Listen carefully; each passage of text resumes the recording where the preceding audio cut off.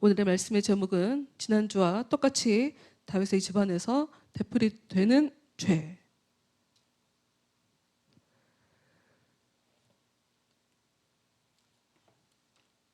사무엘하 13장 말씀 보도록 하겠습니다. 지난주에 우리가 22절까지 말씀을 보았습니다. 13장의 시작 부분을 보면 그 후에 이 일이 있으니라 라고 써있죠. 이 부분을 한번 더 근거, 어떤 상황 이후에 대체 성경이 뭘 강조하고 싶어서 그 후에 이 일이 있느니라 라고 이야기를 했는지 그 부분을 한번 확인을 해보려고 해요. 한 장만 넘기시면 사무엘하 앞으로 넘기시면 사무엘하 12장 10절 말씀이 있습니다. 그 부분을 함께 보도록 할게요. 사무엘하 12장 10절 말씀.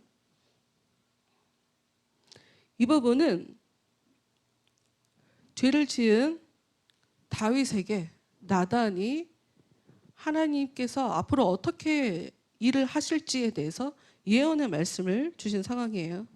정확하게 네가 이런 죄를 지었다, 잘못했다, 그 아내를 빼앗고 남편을 죽였다 라고 정확하게 죄를 지적하신 이후에 12장 10절 말씀, 이제 네가 나를 업신여기고 햇사람 우리아의 아내를 빼앗아 내 아내로 삼았은즉 칼이 내 집에서 영원토록 떠나지 아니하리라. 다윗은 어려서부터 칼을 쥐고 지은 사람은 맞죠. 칼이라고 할 때는 싸운다라고 하는 이야기의 대명사로 볼 수 있으니까요. 어려서부터 험하게 산 사람은 맞죠. 어쨌든 이스라엘의 지도자로 나타났을 때 골리앗과의 첫 전투 이후에 이 사람은 계속 전쟁을 하며 산 사람은 맞죠. 그러나 그 당시에 그 긴 시간 동안은 나라를 세우기 위해서 나라의 적들, 더 정확하게 얘기하면 하나님의 나라의 적들, 하나님의 백성을 위협하는 하나님의 백성의 원수들, 즉 하나님의 원수들과 싸웠죠. 그러나 나라가 안정되고 그들이 어느 정도 그 주변 국가가 다 정리된 이후에는 가정 안에서 칼이 떠나지 않게 되는 일이 벌어진 거예요. 여러분, 우리가 하나님 앞에 어떤 마음과 어떤 자세와 어떤 태도를 가지고 사는지 굉장히 중요합니다. 여러분, 하나님은 행한 대로 갚아주시는 분이에요. 하나님은 행한 대로 갚아주시는 분이에요. 우리가 하나님을 귀하게 여기면 하나님도 우리를 귀하게 여기십니다. 그러나 우리가 하나님을 믿지 못하면, 사랑스러운 눈으로 하나님을 바라보지 못하면 하나님도 여러분을 사랑스러운, 한도 끝도 없이 사랑스러운 눈으로 바라볼 수 없습니다. 저는 이제껏 하나님이 저를 사랑하신다고 못 느꼈는데요 라고 하신다면 성경 말씀을 잘 모르셔서 그래요. 우리는 전부 다 죄인이기 때문에 하나님이 긴 시간 동안 아무 어려움 없이, 큰 어려움 없이 계속, 왜냐하면 하나님은 지금보다 우리를 훨씬 더 힘들게 하실 수 있거든요. 훨씬 더. 우리는 1, 2차 세계대전 이전까지는 온 지구가 전쟁 없이 산 시절이 없습니다. 근데 전쟁 이후로 100년이 아직 안 돼요. 전쟁 없이. 그래도 아직 지구 구석구석에서는 전쟁을 하고 있지만 그래도 세계가 미국에 의해서 전쟁 없이 살게 된 게 긴 시간이 되지 않아요. 하나님은 어떻게 해서든 우리를 지금보다 훨씬 더 힘든 나락으로 던지실 수 있는 하나님이에요. 그러나 그 하나님이 우리를 계속 그 험한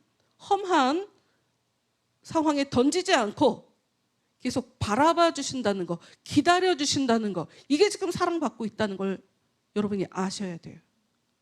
하나님이 기회를 주고 계시는 거란 말이에요. 참고 기다려 주고 계시는 거란 말이에요.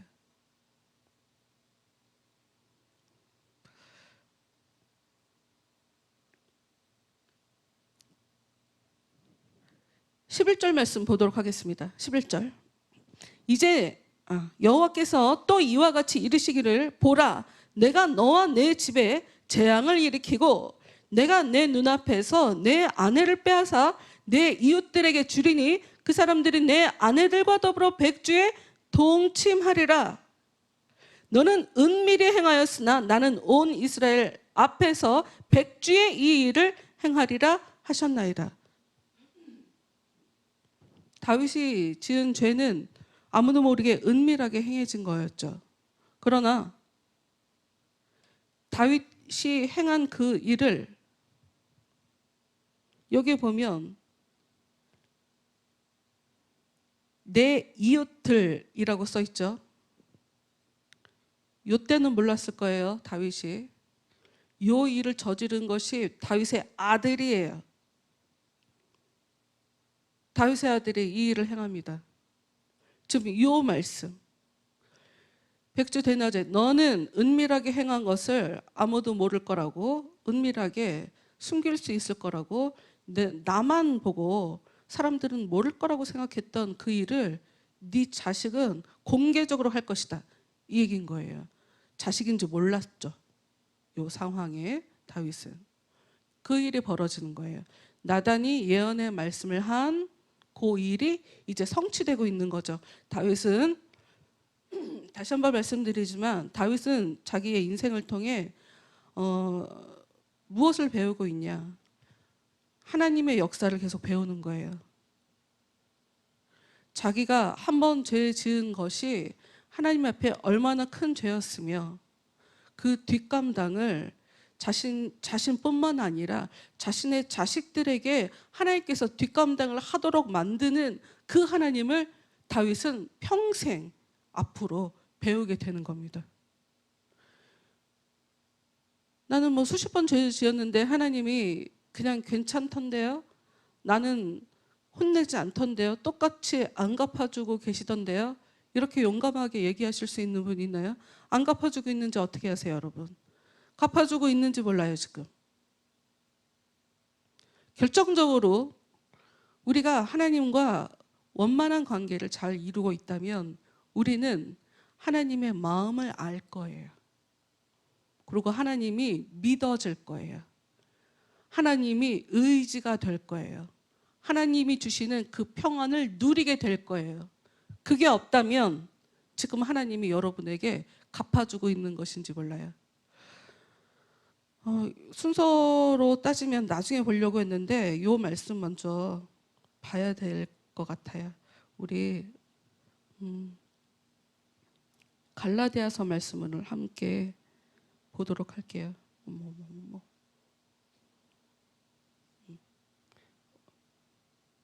어딜 볼 거냐면 갈라디아서 5장 말씀 함께 보도록 하겠습니다. 갈라디아서 5장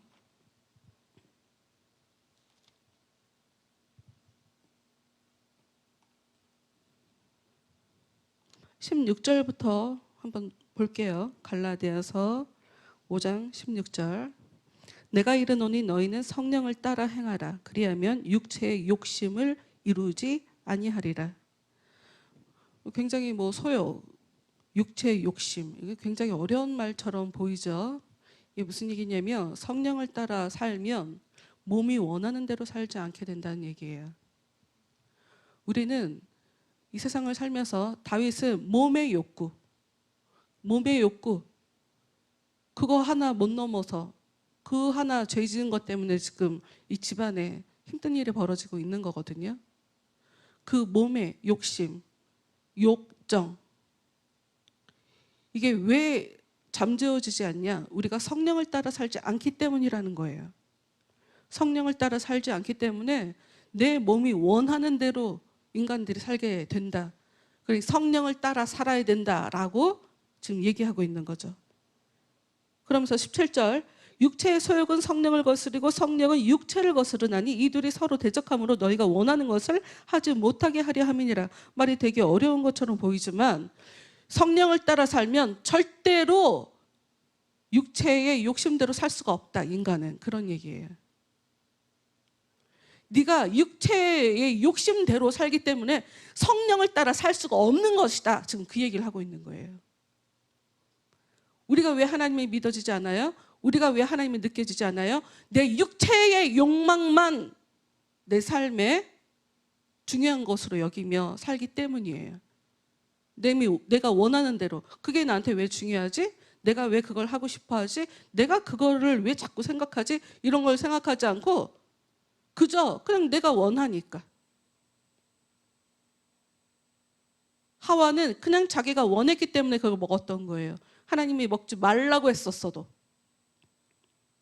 18절 너희가 만일 성령의 인도하시는 바가 되면 율법 아래에 있지 아니하리라. 이 말씀은 다른 걸 또 설명해야 되기 때문에 이건 넘어갈게요. 그 다음 19절 육체의 일은 분명하니 곧 음행과 더러운 것과 호색과 우상 숭배와 주술과 원수 맺는 것과 분쟁과 시기와 분냄과 당짓는 것과 분열함과 이단과 투기와 술 취함과 방탕함과 또 그와 같은 것들이라. 여러분 우리가 여기 해당 안 되는 게 모든 것에 해당이 안 되니까 하고 개수를 세시겠어요? 난 여기 하나밖에 해당이 안 되니까, 난 2개밖에 해당이 안 되니까 이러고 생각하시겠어요? 여러분 하나 죄를 져도 죄인이에요.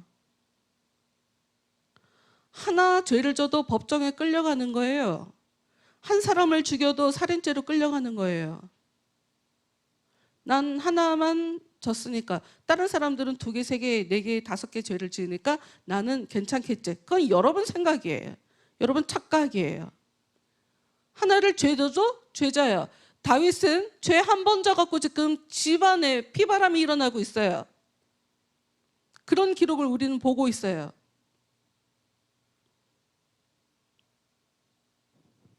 22절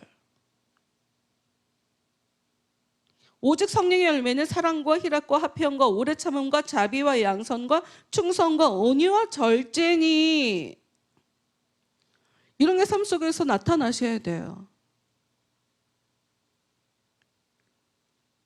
저도 이번 주에 내가 인내가 참 없는 사람이구나, 오래 참음이 없는 사람이구나 하는 걸 제가 다른 때보다 좀 더 깊게 좀 깨달았던 것 같아요. 그래서 하나님 제가 참 죄인입니다. 연약합니다.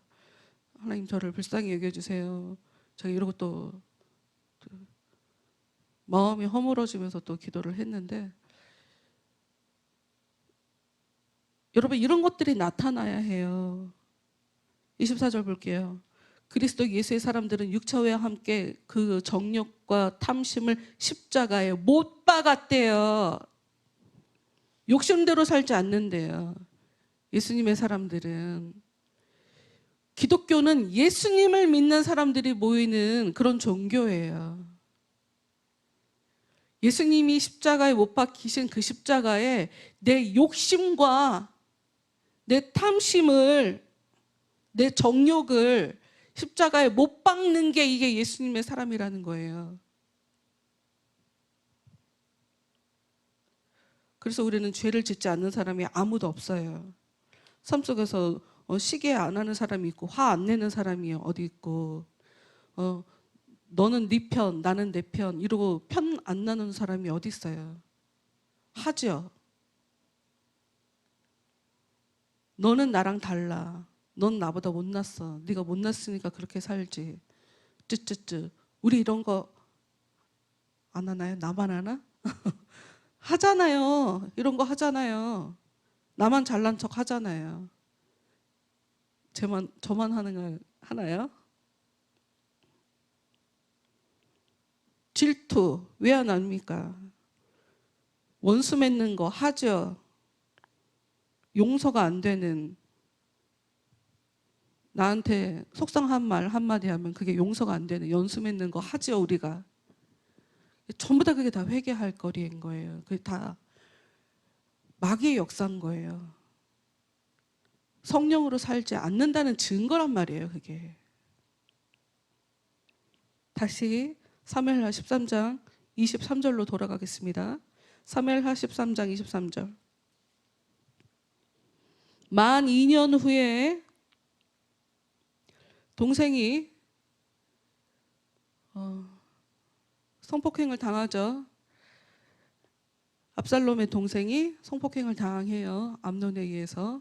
그런데 여기서 기가 막힌 것은 그 상황 가운데 다윗이 이용당했다. 자기도 모르게 이용당했다.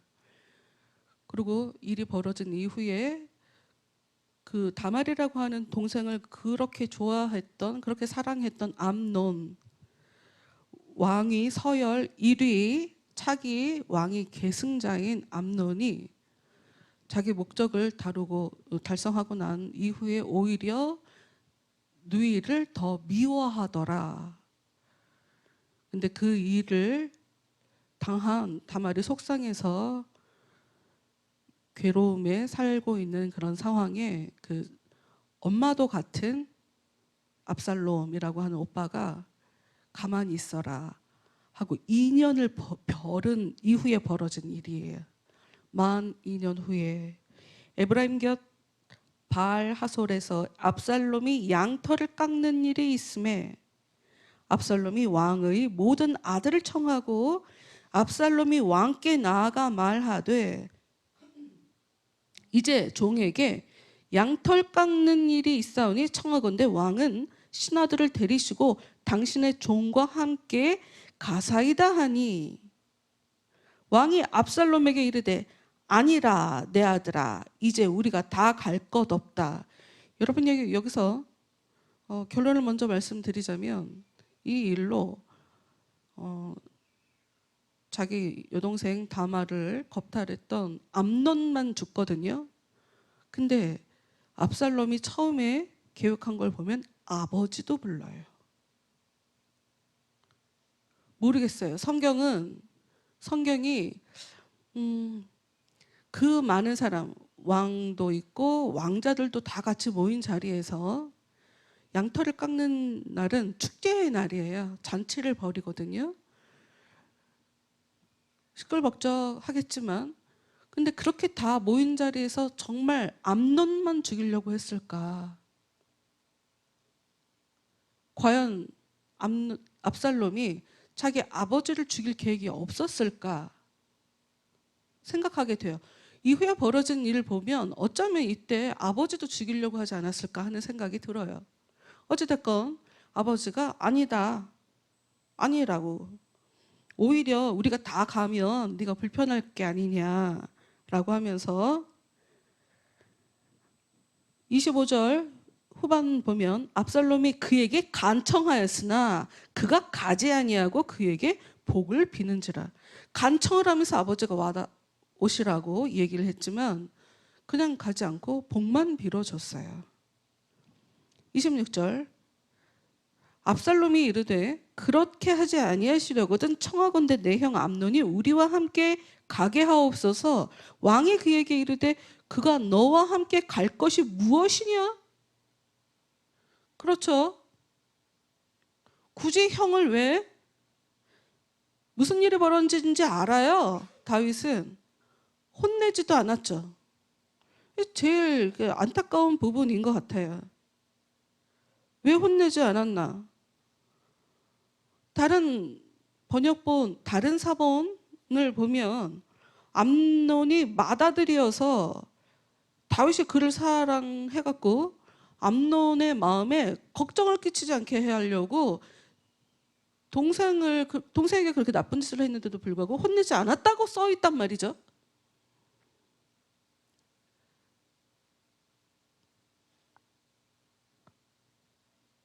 그래도 어찌됐건 알고 있죠. 큰아들이 잘못한 걸 알고 있어요. 근데 압살롬이 2년 동안 조용히 있다가 형이 오게, 형과 같이. 형이 왜? 뭐하러 함께 가냐? 그런데 27절 압살롬이 간청하며 왕이 암논과 왕의 모든 아들을 그와 함께 그에게 보내니라. 뒤에 벌어진 일을 보면 다윗이 이 상황을 좀 불길하게 느낀 것이 아닌가 하는 그런 부분도 나옵니다. 더 더 볼게요. 28절. 압살롬이 이미 그의 종들에게 명령하여 이르기를 너희는 이제 암논의 마음이 술로 즐거워할 때를 자세히 보다가 내가 너희에게 암논을 치라 하거든 그를 죽이라 두려워하지 말라. 그래요. 암논을 죽이라 하고 얘기하고 있어요. 어떤 때? 암논은 어떤 때 죽나? 술을 먹어갖고 취해서 무기력해졌을 때, 기분 좋을 때, 그때 죽어요. 다시 한번 말씀드리지만 과연 압살롬은 처음부터 아버지도 죽일 계획이었을까? 아니면 아버지가 있는 자리에서 자기 형이 죽는 것을 확인시켜주고 싶은 것이었을까? 압살롬은 아버지를 미워하거든요. 미워해요. 적극적으로 아주 배신 행위를 합니다.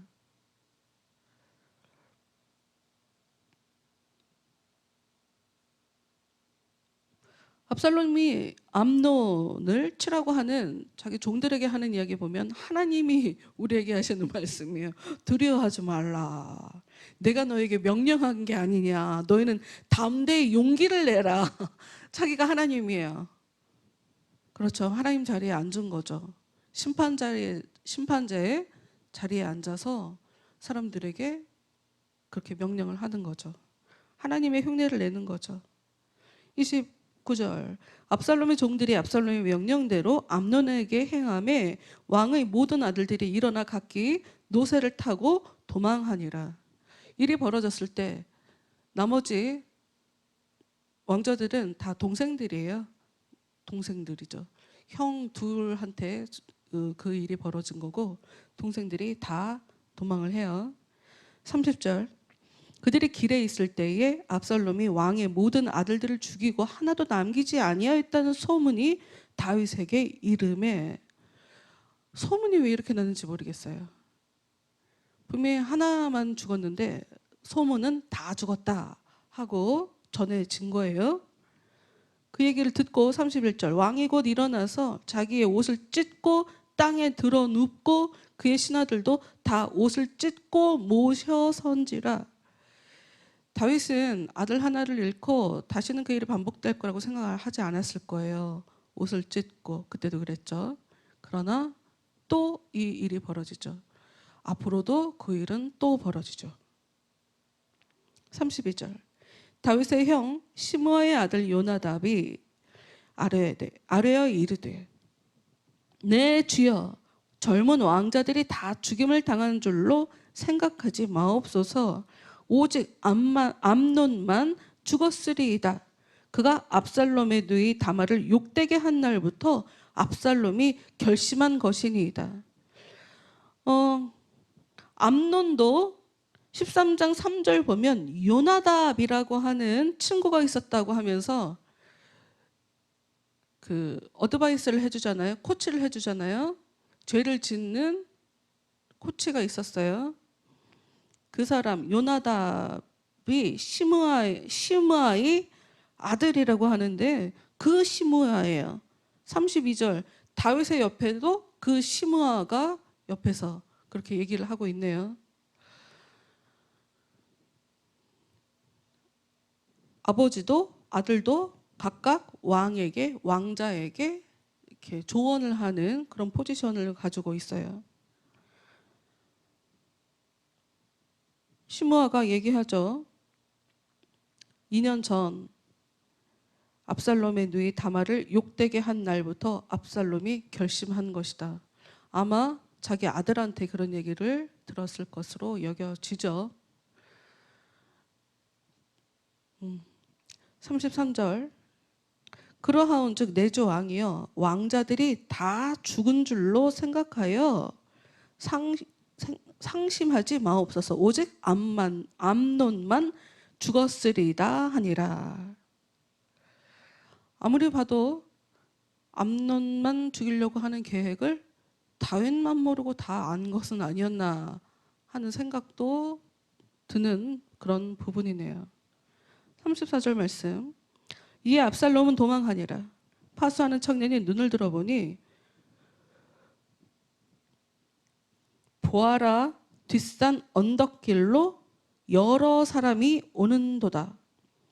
요나답이 왕께 아뢰되 보소서 왕자들이 오나이다. 당신의 종이 말한 대로 되었나이다 하고 말을 마치자 왕자들이 이르러 소리를 높여 통곡하니 왕과 그의 모든 신하들도 심히 통곡하니라. 그렇죠. 일이 벌어졌는데 어떻게 통곡하지 않을 수가 있겠어요. 살아 돌아와서 안심인 걸까요? 비극적인 일이 일어나서 통곡을 한 걸까요? 둘 다일 수도 있죠. 37절 압살롬은 도망하여 그술왕 암미울의 아들 달메에게로 갔고 다윗은 날마다 그의 아들로 말미암아 슬퍼하니라. 그술왕 암미울은 삼촌이에요. 그러니까 외갓집으로 도망갔죠. 외갓집으로 도망간 사람 있죠? 네. 형제지간에 형이랑 사이가 안 좋아갖고 외삼촌 집으로 도망간 사람이 한 사람 있죠. 네. 반복이 돼요. 다윗이 날마다 그의 아들 때문에 슬퍼하더라. 38절 압살롬이 도망하여 그술로 가서 거기에 산 지 3년이라. 다윗 왕의 마음이 압살롬을 향하여 간절하니 암논은 이미 죽었으므로 왕이 위로를 받았음이더라. 다윗은 정말 자식 사랑이 대단한 사람인 것 같아요. 죄를 짓고 도망간 아들 암논이라고 하는 왕이 계승 서열 1위인 그 암논을 죽인 압살롬, 그 압살롬이 그리워서 그 압살롬 때문에 3년을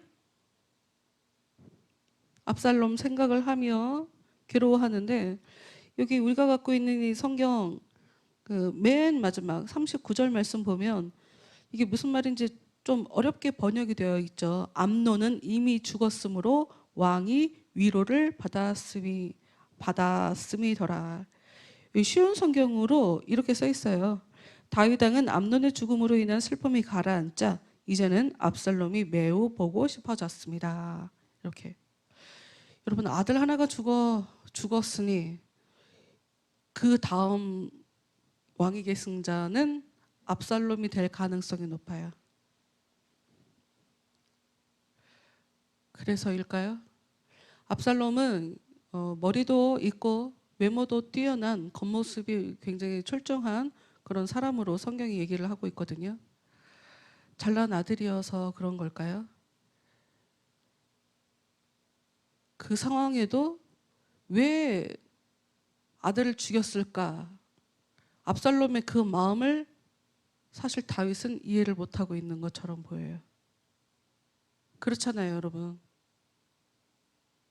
아버지가 왜 혼내야 됐어요? 아버지가 압살롬을 왜 혼내고 암논이라고 하는, 처음부터 다말이라고 하는 여동생을 성폭행한 그 암논을 왜 혼내야 됐어요? 혼내지 않으면 여러분, 어떤 일이 벌어졌을 때 가장 힘들어하는 사람은 가해자가 아니라 피해자예요. 피해자는 그 아픔이 사라지지 않아요. 10년, 20년, 30년도 가요. 그 고통은. 혼내지 않으면 그 아픔을 당한 사람은 그 아픔을 가지고 긴 시간을 계속 살아야 되는 거예요. 그런데 사랑을 해서 자기가 사랑하니 혼내지 않았다. 2년 후에 일이 벌어지죠.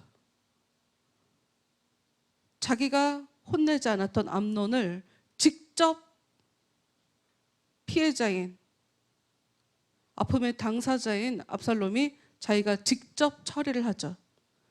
또 그 이후에 3년 후에 더 큰 일이 벌어져요. 왕위를 뺏기는 일이 또 벌어지죠.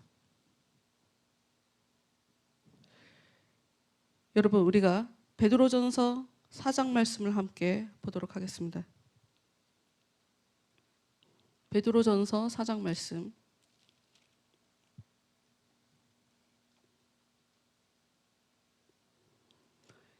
1절 그리스도께서 이미 육체의 고난을 받으셨으니 너희도 같은 마음으로 갑옷을 삼으라. 이는 육체의 고난을 받은 자는 죄를 그쳤음이니.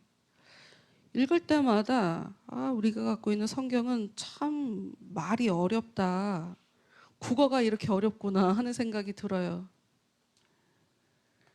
육체의 고난을 받으셨다고 같은 마음으로 갑옷을 삼아라.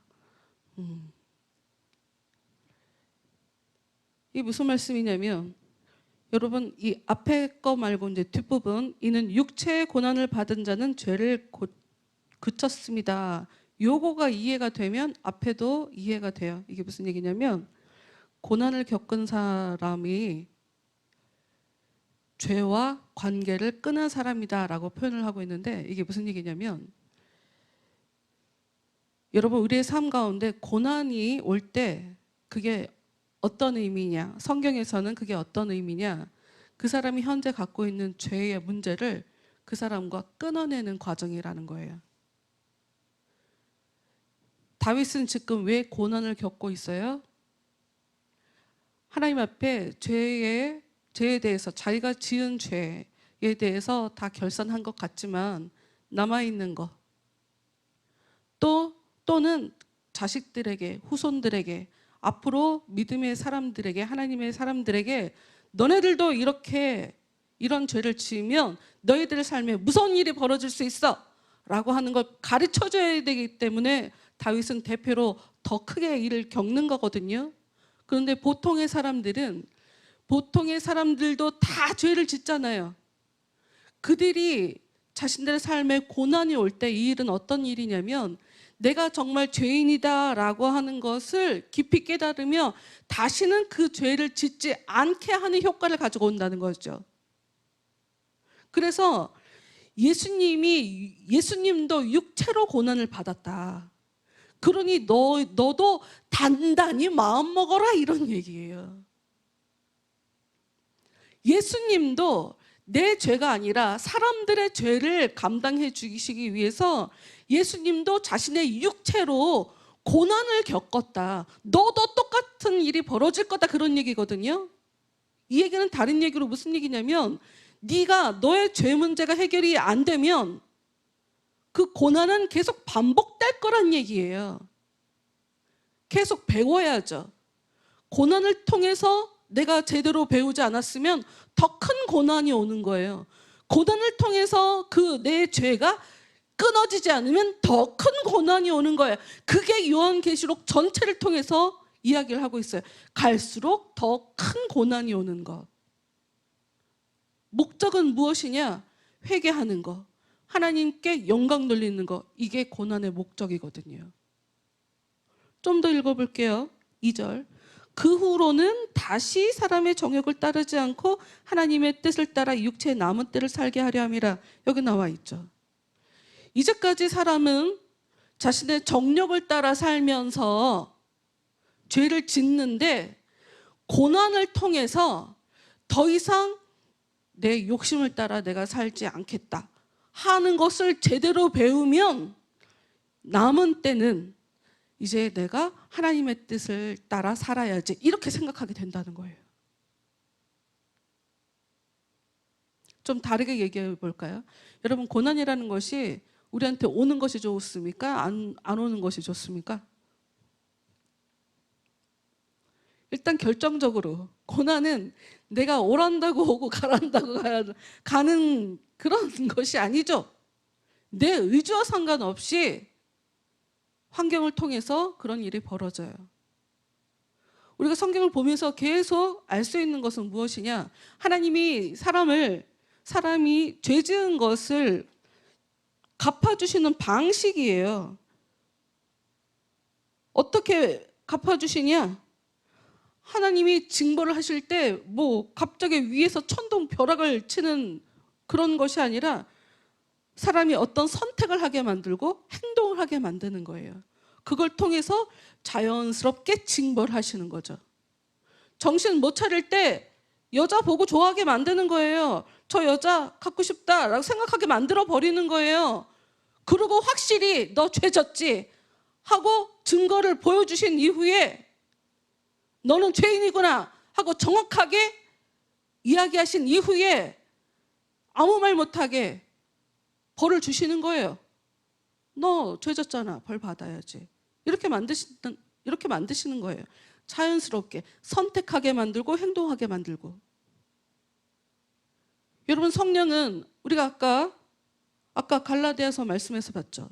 성령도 우리 안에 오시면 우리의 육체에도 소욕이 있어요. 정욕, 무엇을 하고 싶다라고 하는 생각이 있다고요. 그러나 성령도 우리 안에 오시면 무엇을 하고 싶다라고 하는 소욕, 욕구를 가지고 오시는 거예요. 그러니 우리 안에는 죄에 대한 육체의 욕구와 성령의 욕구가 같이 역사하는 게 우리 마음속이에요. 하나님이 역사를 하시면, 하나님이 크게 역사하시면 우리는 무엇을 선택하게 될까요? 우리는 어떤 행동을 하게 될까요? 당연히 하나님께서 원하시는 하나님의 소욕을 따라 살게 되겠죠. 그런데 하나님이 아닌 다른 육체를 따라 산다면 육체의 정욕을 따라, 육체의 소욕을 이루며 정욕이 추구하는 대로 그런 삶을 살겠죠. 우리가 어떤 행동을 하는가, 어떤 걸 선택하는가, 그게 우리의 현주소예요. 우리 신앙의 현주소라고요. 그 선택과 그 행동은 우리로 하여금 하나님이 주시는 상, 하나님이 주시는 벌로 바로 이어지게 돼요. 다만 시간이 금방금방 그 자리에서 즉각 나타나진 않아요. 그러니 우리가 루즈하게 여유를 부리며 이렇게 살 수가 있는 거죠. 하나님의 역사를 안다면, 하나님이 일하시는 방식을 제대로 아는 사람이라면 하나님 앞에서 여유롭게, 하나님 앞에서 이렇게 살고 있는데 내 죄 문제가 아직 해결이 안 됐는데 절대로 여유롭게 살 수가 없습니다. 이것도 생각나고 저것도 생각나고, 우리가 아까 굉장히 여러 가지 죄 짓는 것들에 대한 항목을 봤죠. 나 원수 맺은 거 있는데, 나 화내는 거 있는데, 나 시기하는 거 있는데, 나 이거 빨랑 정리해야 되는데. 하나님 앞에 제대로 살고 있다면 그런 욕구, 갈망이 일어나게 돼 있어요. 3절, 베드로전서 4장 3절. 너희가 음란과 정욕과 술 취함과 방탕과 향락과 무법한 우상 숭배를 하여 이방인의 뜻을 따라 행한 것은 지나간 때로 조카도다. 언제까지 그렇게 살 거냐라는 얘기죠. 이미 충분히 안 믿는 사람처럼, 이방인처럼 살지 않았니? 다시 한번 얘기하지만 음란, 정욕, 술 취함, 방탕, 향락, 무법한 우상 숭배. 단어의 뜻을 잘 모르고 단어의 개념을 여러분이 들여다보시지 않으면 나는 이렇게 살지 않는데 라고 안심을 하실 수가 있어요. 그러면 이제 언제 시간을 잡아서 이 단어가 의미하는 바가 무엇인가를 알아야죠. 하나님보다 더 사랑하는 거 있으면 그 사람은 음란한 겁니다. 일단 그래요. 하나님보다 더 사랑하는 게 있으면, 하나님보다 더 중요하게 내가 의지하는 게 있으면 그게 음란한 거예요. 하나님과 재물은 겸하여 섬길 수가 없대요. 하나님을 사랑하면 재물을 미워하게 되고, 그러니까 우리가 좀 우둔한 면이 있어서 재물을 미워한다고 그러면 돈을 내가 싫어하는 것을 얘기하나, 그렇게 단순하게 생각하시면 안 되고 하나님을 더 사랑해야 된다는 걸 얘기하는 거예요. 그러니까 돈을 더 사랑하면 그게 바로 하나님을 미워하는 거라는 거죠. 겸하여 섬길 수 없다. 하나님을 정말 사랑해야 되는데 하나님을 섬기지 못할 때, 하나님만 사랑하지 않고 하나님보다 더 사랑하는 게 있다고 그러면 일단 우리는 하나님 앞에 음란한 거예요. 그게 내가 다른 존재를 남편을 삼은 거고 다른 주인이 있는 거거든요.